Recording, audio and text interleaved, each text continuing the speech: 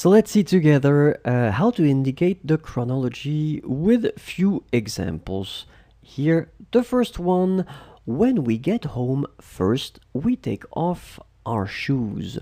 Quand on rentre à la maison, d'abord on enlève nos chaussures.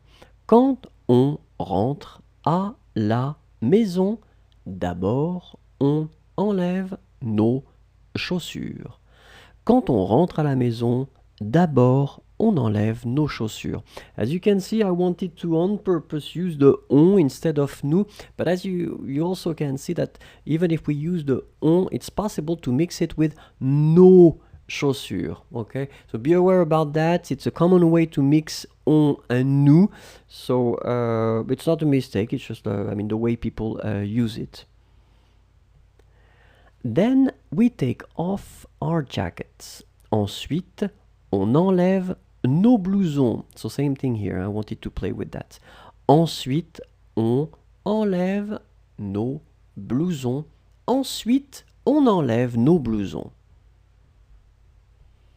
After, we go to the living room.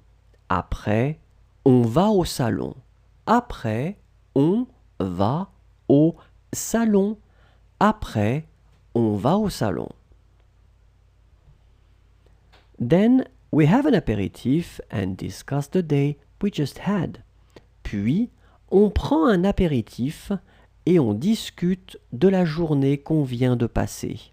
Puis, on prend un apéritif et on discute de la journée qu'on vient de passer. Puis, on prend un apéritif et on discute de la journée qu'on vient de passer. Later, we'll make dinner. Plus tard, on va préparer le dîner. Plus tard, on va préparer le dîner. Plus tard, on va préparer le dîner.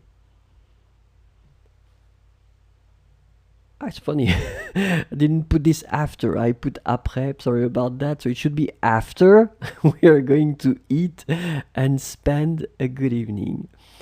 Après, on va manger et passer une bonne soirée. Après, on va manger et passer une bonne soirée. Après, on va manger et passer une bonne soirée. Finally, we won't go to bed too late because tomorrow a new day starts. Finalement, on va se coucher pas trop tard car demain une nouvelle journée commence. Finalement, on va se coucher pas trop tard car demain une nouvelle journée commence. Finalement, on va se coucher pas trop tard car demain, une nouvelle journée commence. Voilà, merci beaucoup.